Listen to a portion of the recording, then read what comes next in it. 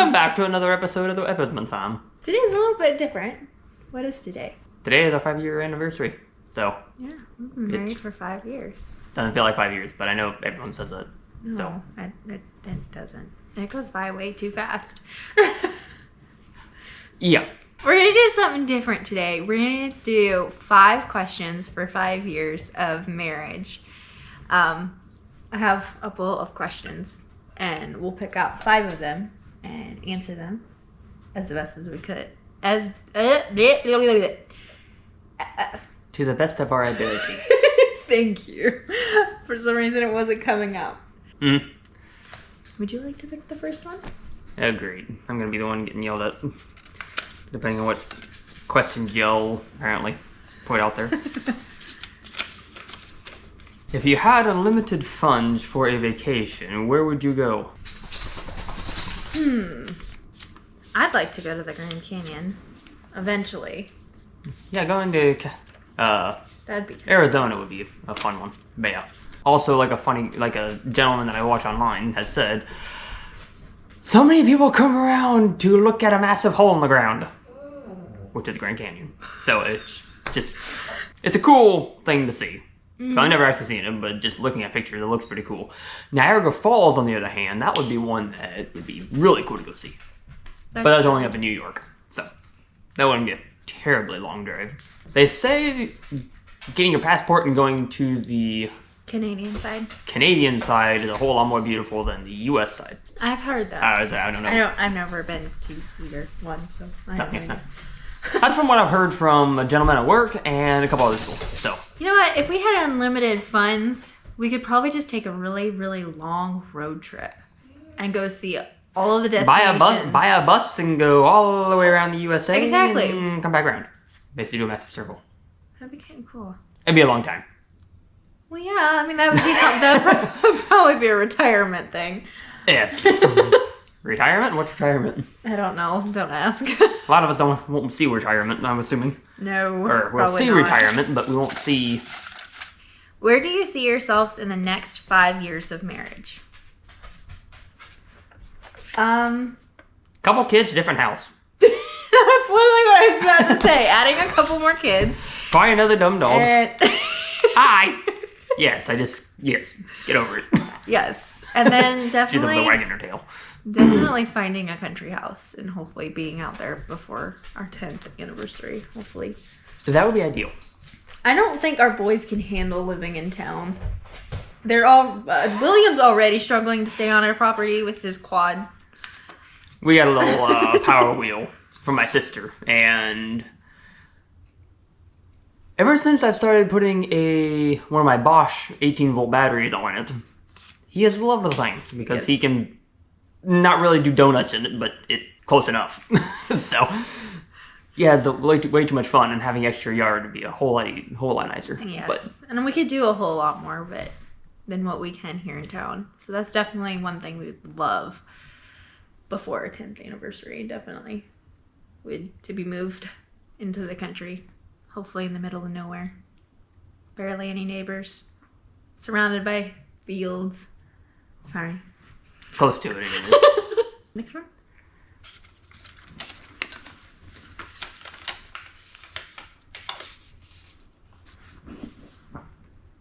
What quirky habits of making you smile?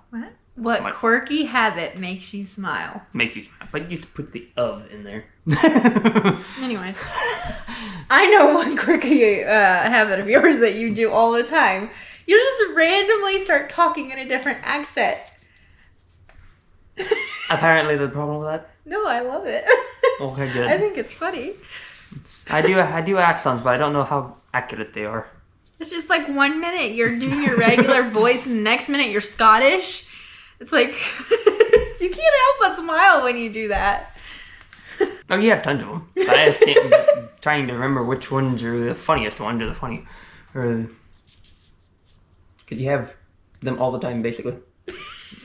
Yeah, So. probably.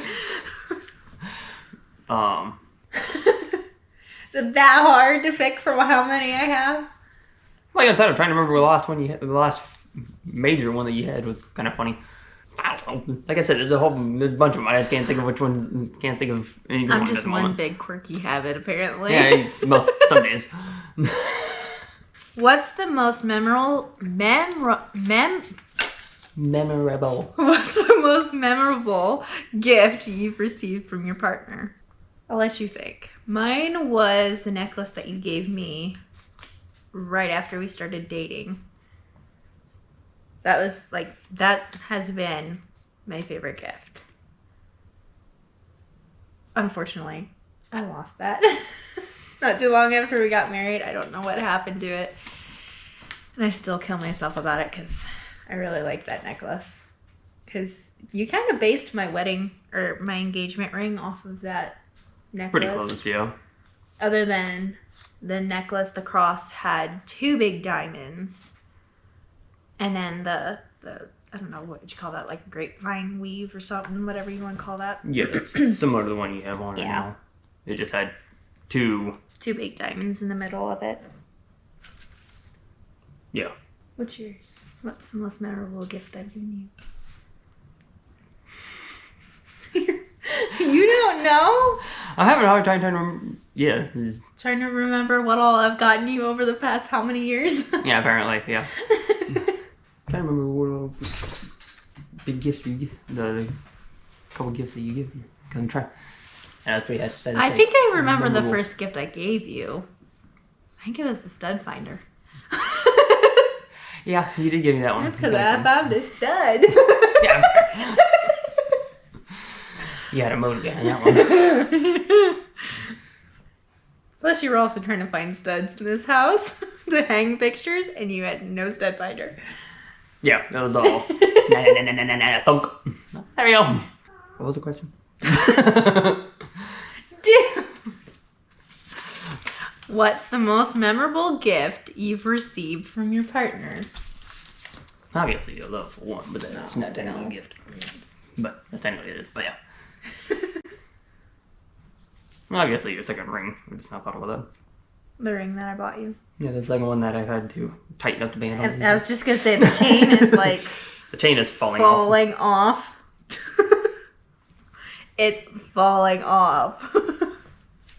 No, that's not as bad as what I had to flip. I was gonna say it was worse than that because I had to flip the chain over to be able to get it tightened again, which is kind of an interesting fact, but oh well. Mm-hmm. And yes, a funny one was the stud finder. Because ask her. I didn't need a stud finder. I found my stud. Did you use a stud finder to find it? No. Okay. Okay. Last question. What is your partner's favorite meal that you cook? I don't cook, so that's a bad question. Okay, not really. I mean, you make some really good ramen noodles. That's very encouraging. Ramen noodle. You throw it in a bucket of water, and there you go. There's ramen noodle. I don't know what it is. When I try to make ramen noodles, it is not the same. The way you do it, like I even try doing it the same the way you do it, and it does not taste the same. So I don't know what you do differently, but it tastes so good. That actually sounds really good right now. She apparently just didn't make it. I know how to make. I went off the directions on the back. And I would actually the way that I've learned how to do it because of Daniel, because he does it a little bit differently than other stuff. I don't add the extra spices and jazz like he does, but yeah. So apparently I'm gonna make a ramen noodle. Yes, you are. Okay. So what's your favorite meal that I have cooked? It goes between 2 or 3 of them. Okay. Because the meatballs that Mary makes. Oh, those are so good. She's pretty darn good at that. Yeah. The mini meatloaves. I don't remember. Is that what your mom started making? That was a recipe from when I was a kid. It was from my parents' church's cookbook. Miniature cheddar meatloaves. Yeah. Those things are really good.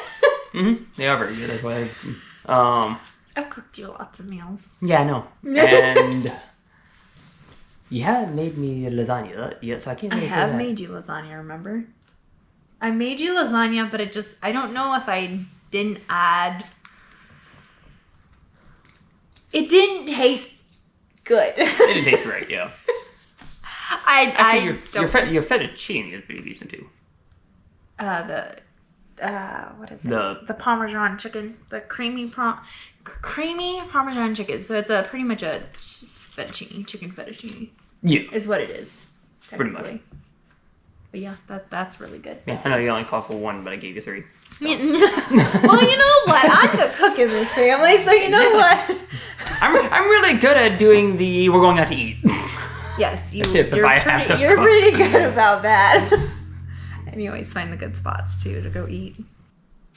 And the one main one that we go to when we can and we want to spend a little bit extra money is Texas Roadhouse. Oh yeah, that's good. That would have to be our favorite / not favorite. No. Well, favorite of 2 places to go out and eat. Where's the other one? Which one?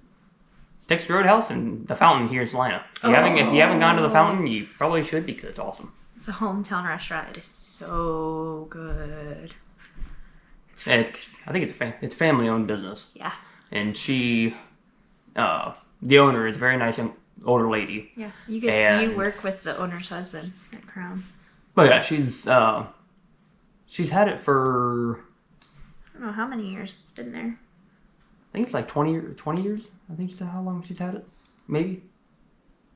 I don't know. I should probably ask her husband sometime that I talk to him. But she makes all really good homemade food. You keep me for 5 more years? Possibly. I'm joking, yes. I would hope. Who knows? I may get more quirky.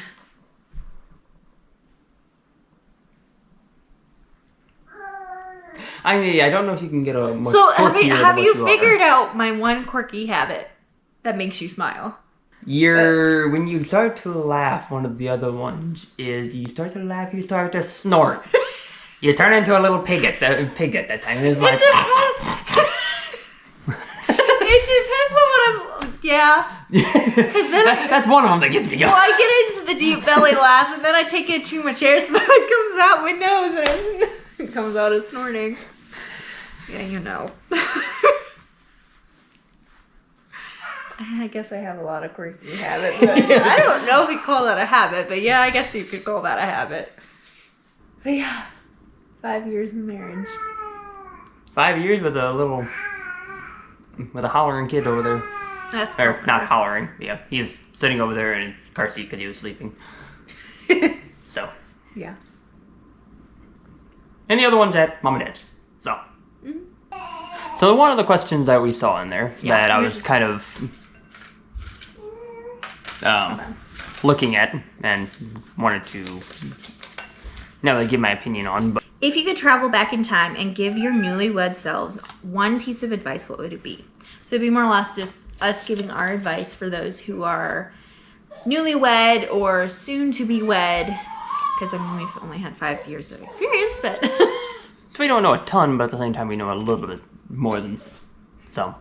But as a pastor have said many times in multiple of his sermons that I like listening to,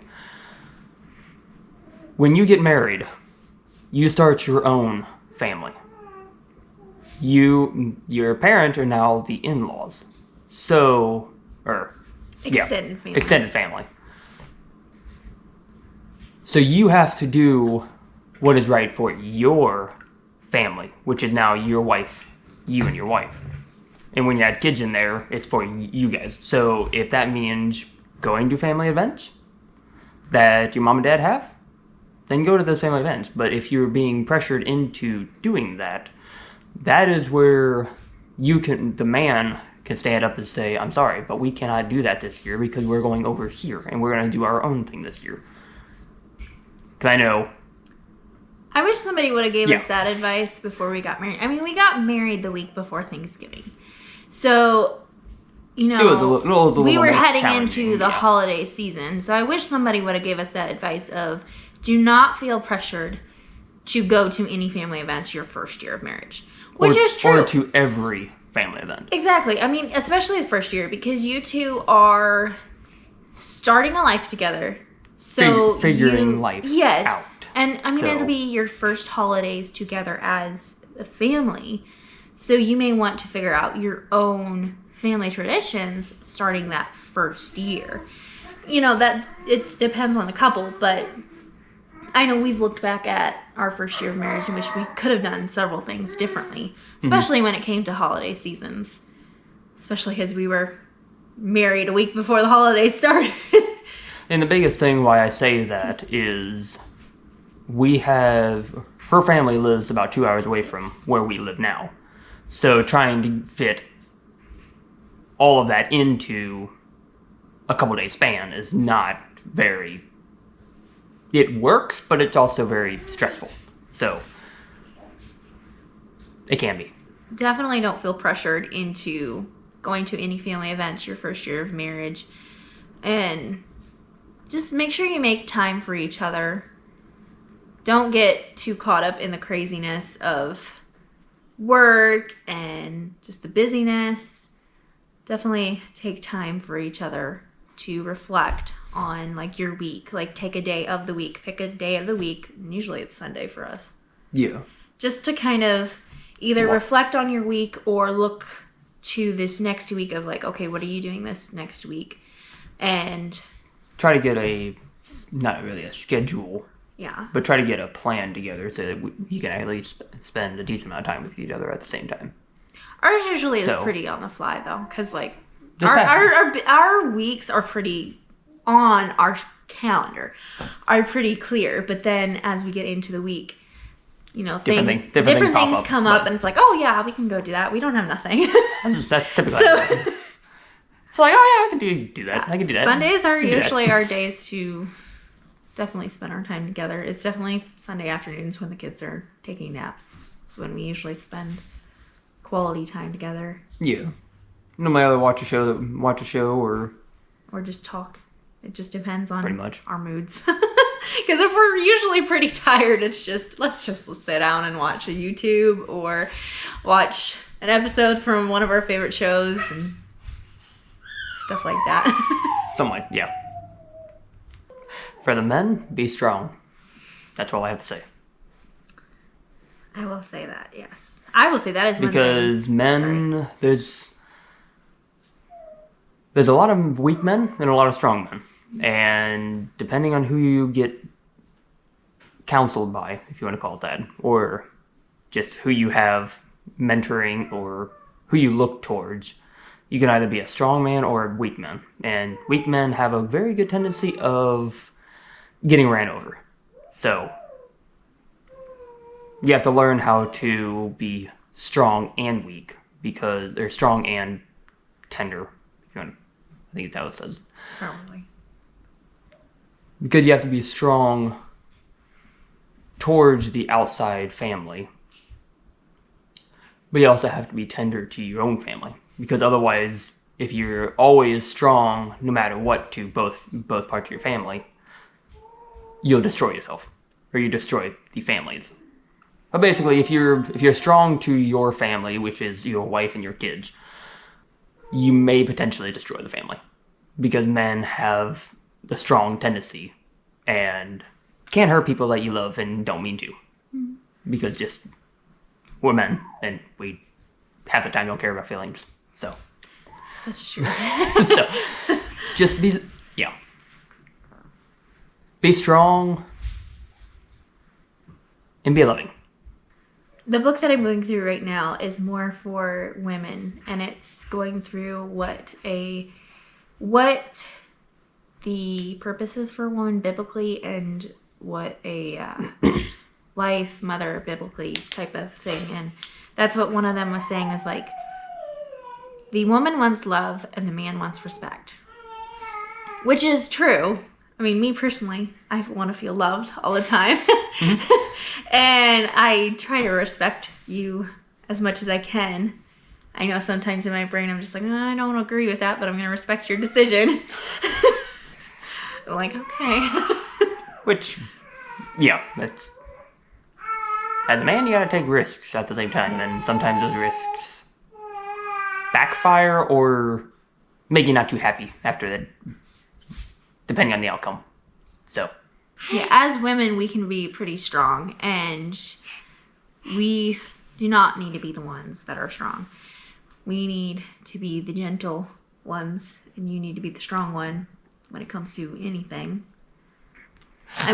that's why if you read through Genesis, Yes.